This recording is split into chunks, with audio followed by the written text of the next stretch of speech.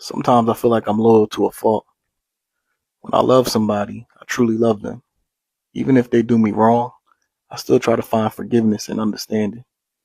Because the truth is, we're all human, just figuring ourselves out through different experiences. No one has ever walked in any shoes but their own. And maybe that's why I try not to take anything personal.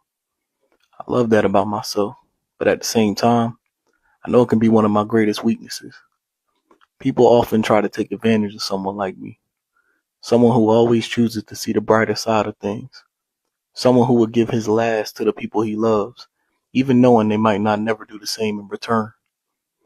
But to me, it's never been about what someone did to me. It's about who I know I am, who I want to be remembered as when I'm gone. And when I'm gone, I want people to remember that I was a man who always chose love over bitterness, even with the people who stabbed me in the back.